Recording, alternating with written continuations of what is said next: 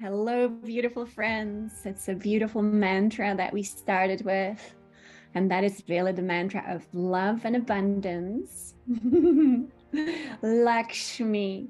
I met Goddess Lakshmi once. So it really depends how Divine Mother wants to appear. I think, wow, it must be so fun to be Divine Mother. And will you just choose what you want to look like? Every day you can look completely different. There was a mystic in India. He was visited by Divine Mother, and she came as a very young girl. I think he said she looked 13, and she told him what he needed to do. And she asked him to build her a temple. Imagine that. And he didn't have any money to build a temple. He didn't have land to build a temple. And so he had to get going. And he ended up building her a very beautiful temple, of course, with all the sacred geometries. And so once again, Divine Mother, when we get to know her, it's pretty incredible. All the beautiful energies that she can really bring to us and have us remember. So let's go into, again, what energy will come through. We are every day learning more and more about cosmic abundance. And as you know, these events, I like to do them without video. It's always better to have the transmissions focused on what is coming through.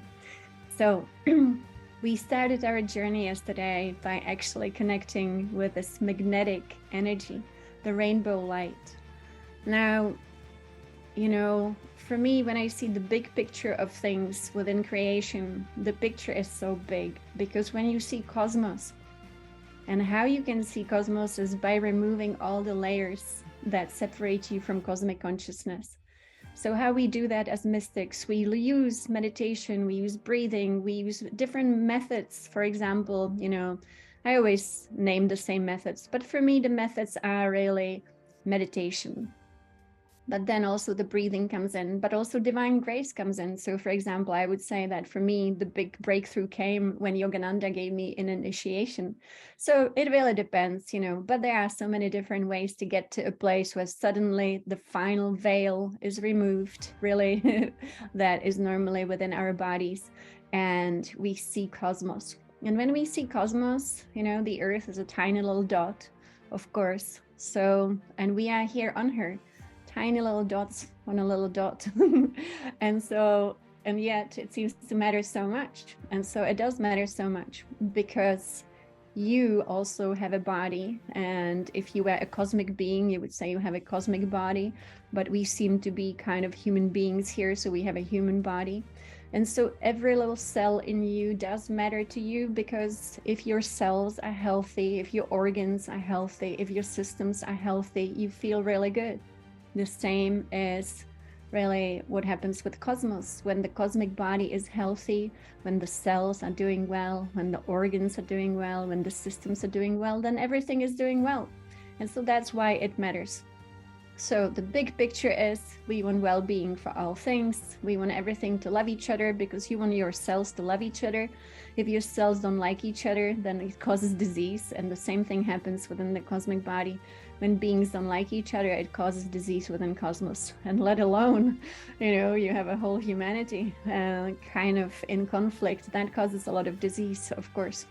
And so the big picture for us is we are here to achieve harmony within our own being. Then we are here to achieve harmony with nature. We are here to achieve harmony with cosmic law. We are here to achieve harmony with each other, all of us. We are here to achieve harmony with all elemental beings, energies, animals, all the elements. There's a lot of harmony that we are here to achieve.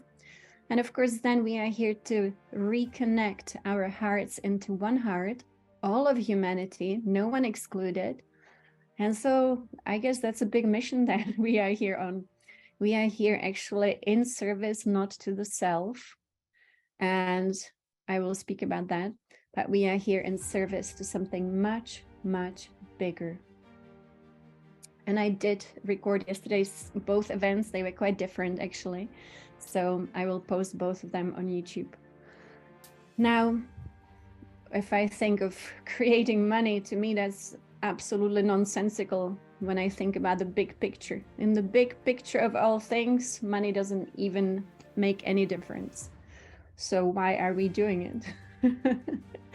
So if you are a cosmic being of cosmic consciousness and you should be focusing on creating money, you probably would not want to waste your time. But when you are a human being, money still seems to matter. And of course, having it or not having it creates different levels of either peace or not. And so let us focus not exactly on creating money unless that's really your focus, but we want to harmonize.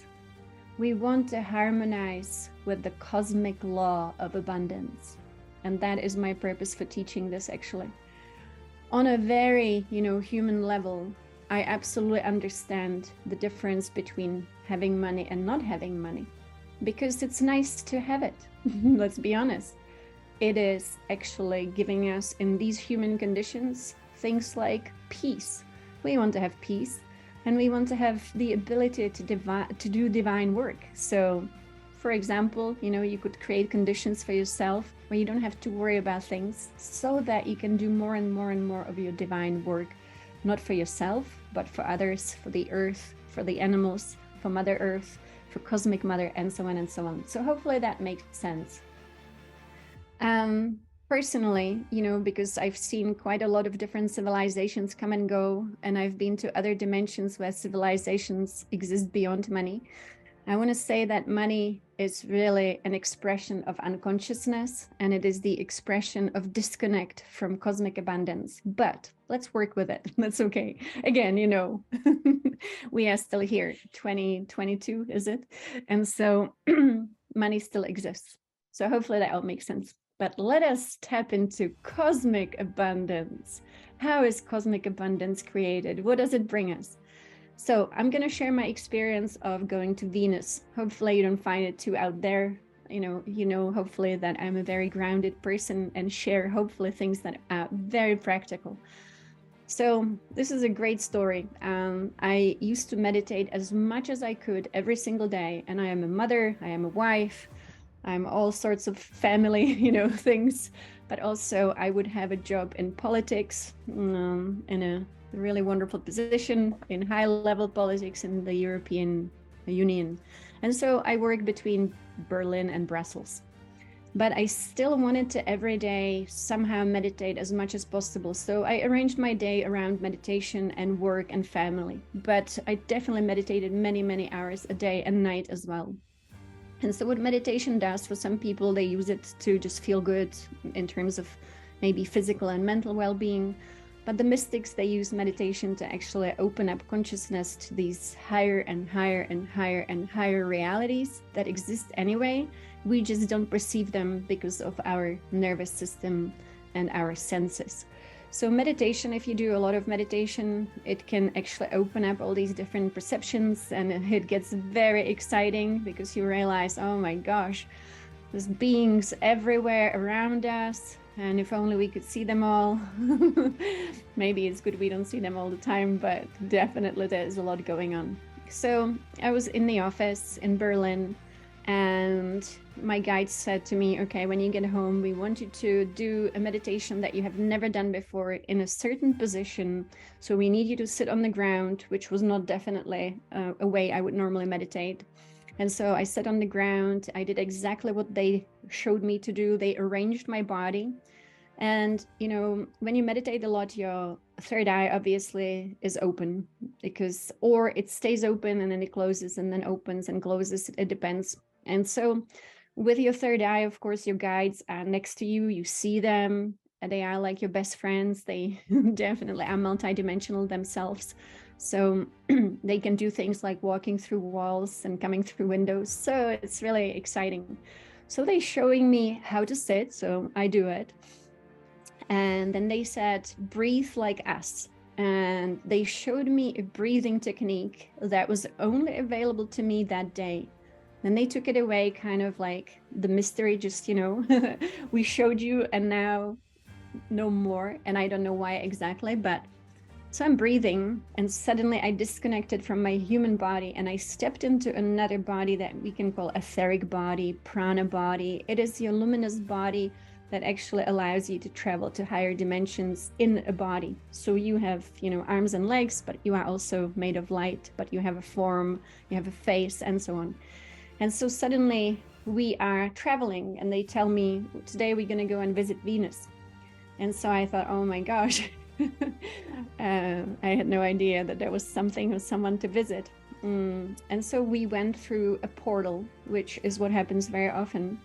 And this portal was guarded through a magnetic energy. To me, this was amazing. You think of Venus as the way that we know it, but actually we only see what I would say is the third dimensional lower density of Venus. But when you go through these portals, you actually open up to much higher lightness of a planet. And so you go to this planet and it is full of beings. And I'm sharing this so that we know what actually cosmic abundance is.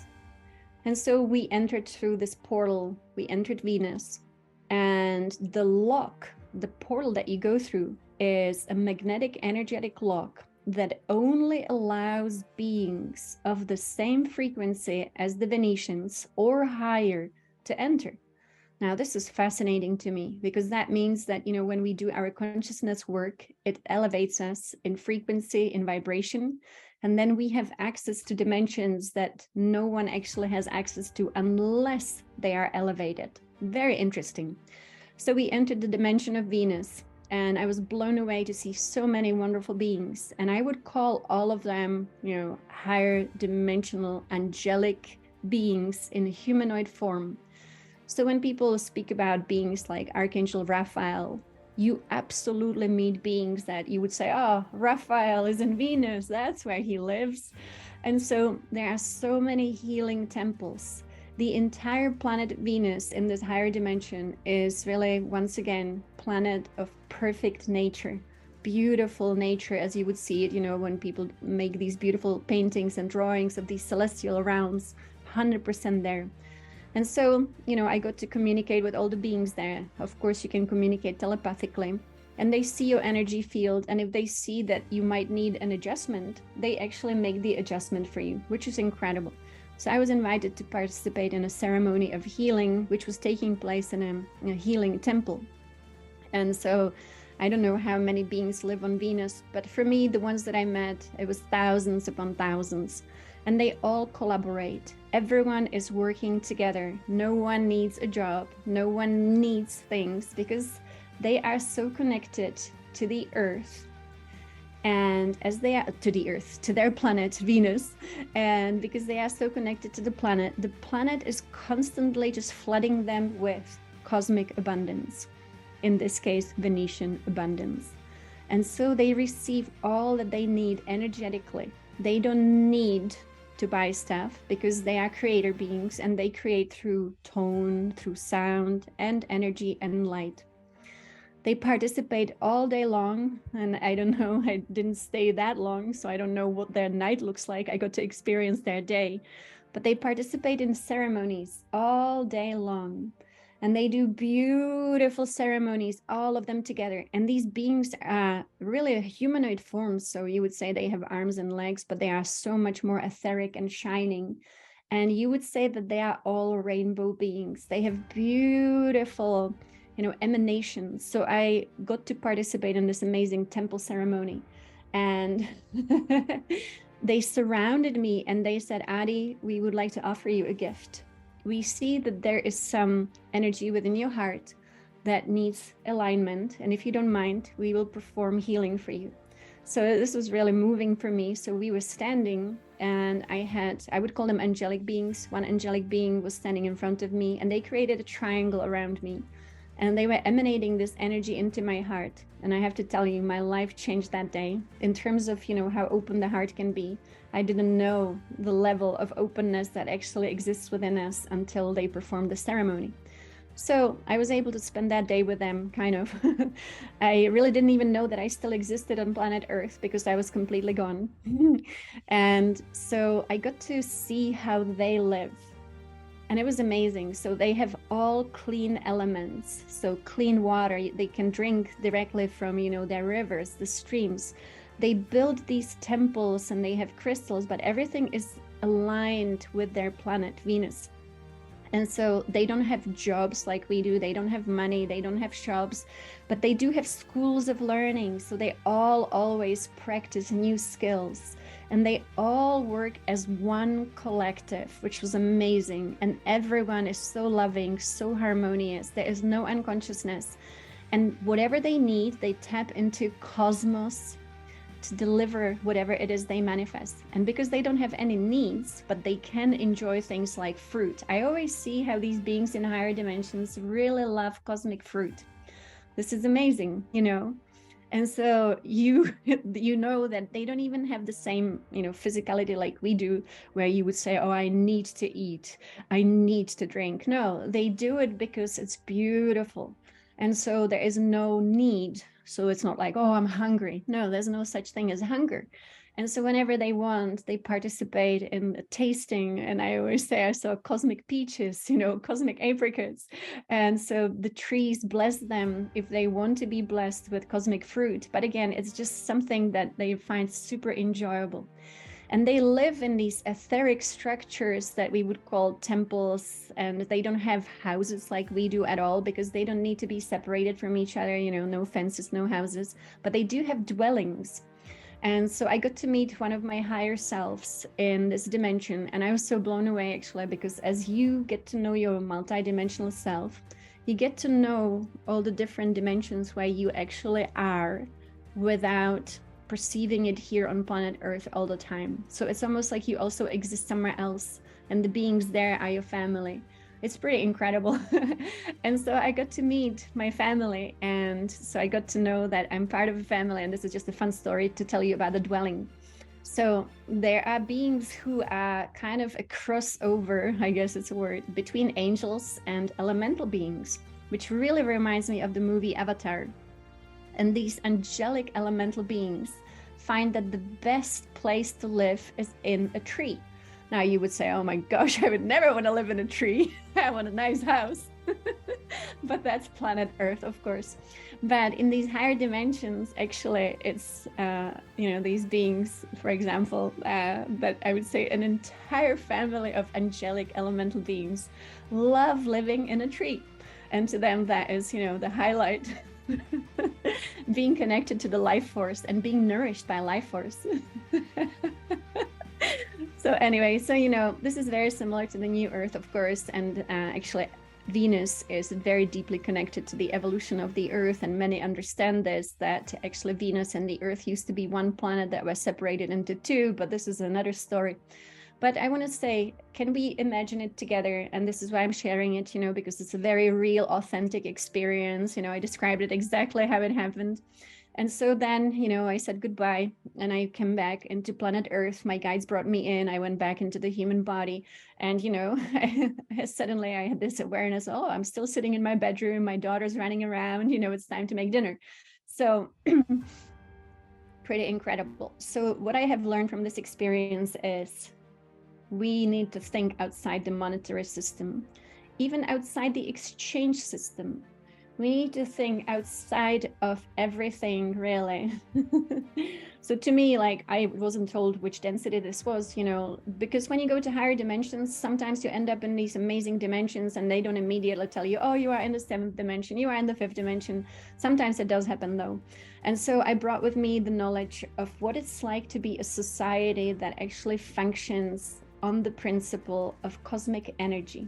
Cosmic energy is rainbow light, which is inexhaustible, and there's always enough for everyone. And all that the beings need to know is how to tap into it. And so this course here that we are following is really working with this very high level of cosmic energy. We are working with our soul. We are working with our spirit. We are working with Divine Mother to reconnect. And so I was showing yesterday a picture, animation of what this life force looks like. So this is the life force when you can see her. I remember when we lived in Mu, all of us could see life force. All of us could see this. And because we saw this flowing through us, through nature, you know, we would call the rainbow people after all, and we call this the rainbow serpent. Well, because we could see it, we knew, oh, okay, it's flowing this way. So this is how you take it in. And then you see it coming out of yourself. So everything was super conscious. There was no, you know, begging, praying. I don't remember ever actually having to pray because we lived in so-called prayer. We used to exist in a connection, and this connection was constant. There was no need for anything else except for constant connection to source energy. And that's how the Venetians live. They don't take a little break. They don't forget, because if you forget for a moment, how could you forget? And I was speaking to one of you yesterday as we doing these sessions as well, the one-on-one sessions. And Divine Mother came and she said, think of yourself as a baby in the womb all the time. And I thought, wow, that's so beautiful, because when you are a baby in the womb all the time, you are connected with the umbilical cord to your mother. But you are in a womb, you don't see your mother, but the mother is there. And so we are the babies in the womb. And I actually practiced this morning since I learned that yesterday during the session. And as soon as I thought of myself as a child in the womb of the mother, we don't always get to see her, but actually without her, we cannot exist. And we are so connected with her. And as I thought of it and I said to myself, oh yeah, this is who we are, suddenly her light appeared. So it was really amazing. So, you know, just like a baby in the womb does not disconnect from the mother, so we too should not disconnect from the mother. Because you know what happens when we do. Exactly, like that fish. So to me, this was so powerful when she said it yesterday during the session. And when we lived in Mu, we knew constantly that we are within the mother. Now, in this civilization, you know, I think all of us forget at times. And that's why we had to create religions. That's why we developed things like prayer. That's why we developed all these rituals, because we want to keep remembering. But when we go to this new level of consciousness, when we reconnect fully, like the Venetians are connected, they do not forget for one single moment. Isn't that amazing? And then you live from your place of connection.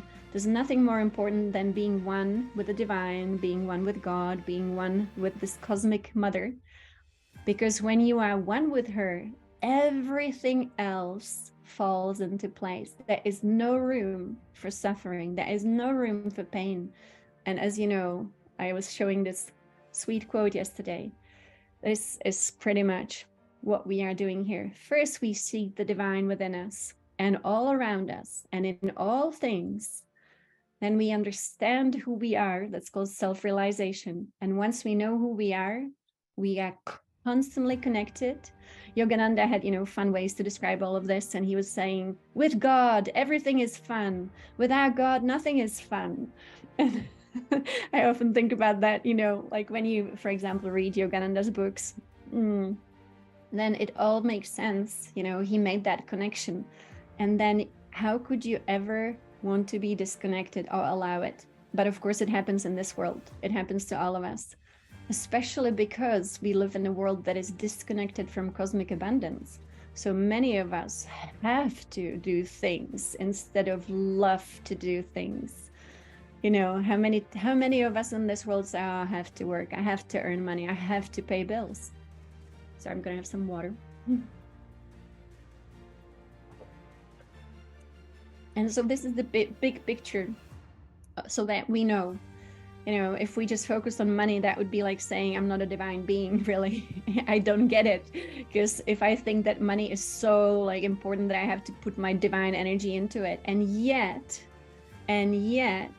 we actually are also creating financial abundance in this world because the world still has it. And so when we connect to Divine Mother, when we connect to Divine Self, when we connect to our Creator, Father, then yes, all else shall be added onto you.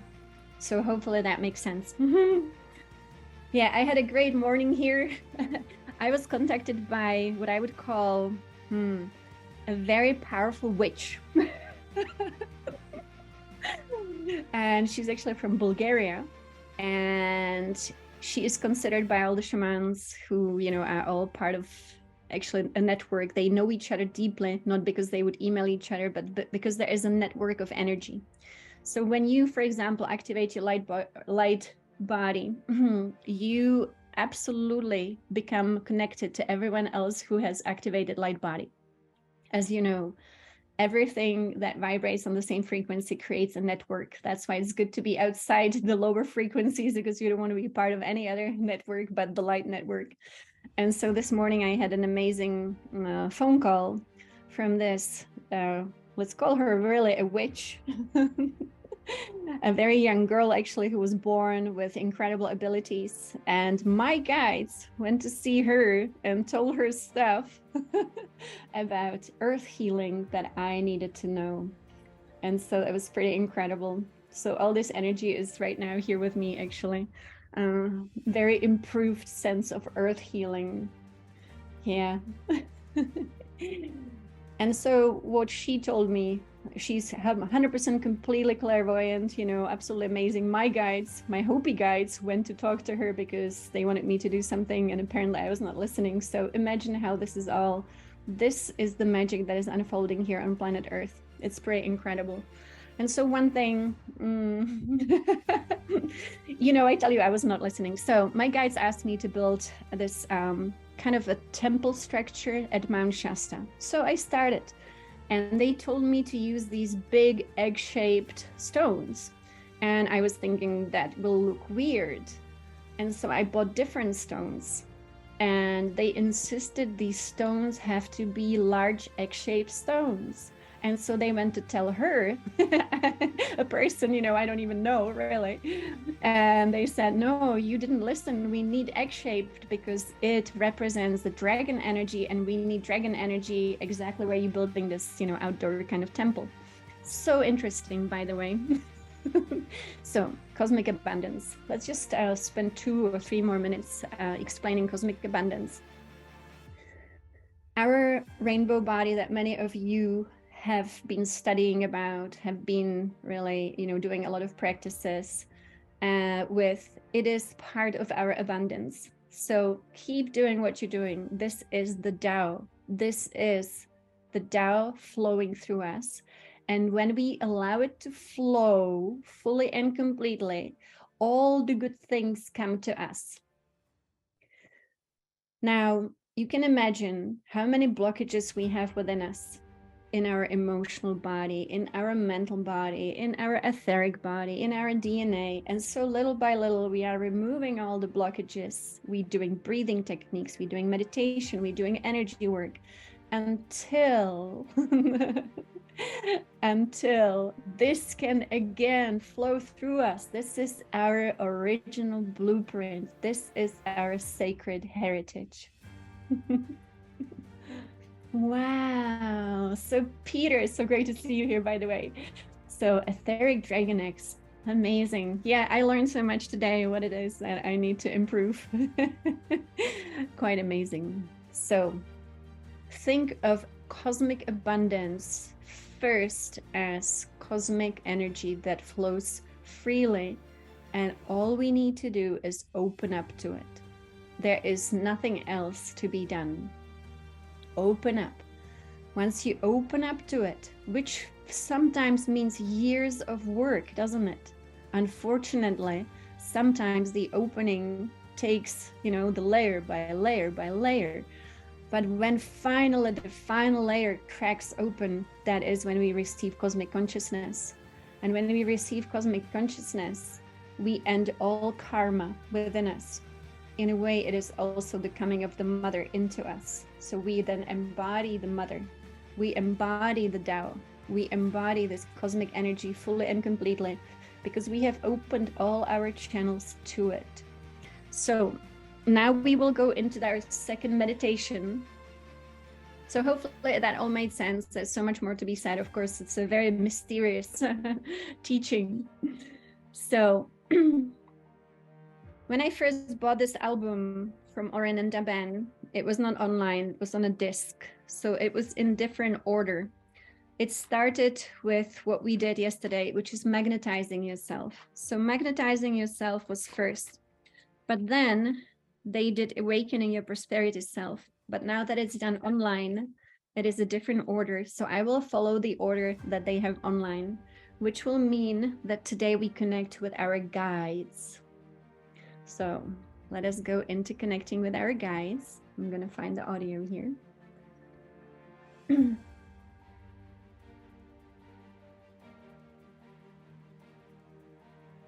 So today we will be linking with our soul and with our guides.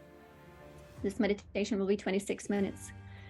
So you see, when you work with Orin, it is not your simple manifestation technique, which I think really doesn't really work. Because what really needs to happen is that we connect to our guides, we connect to our soul, we connect to the spirit, the source of all things.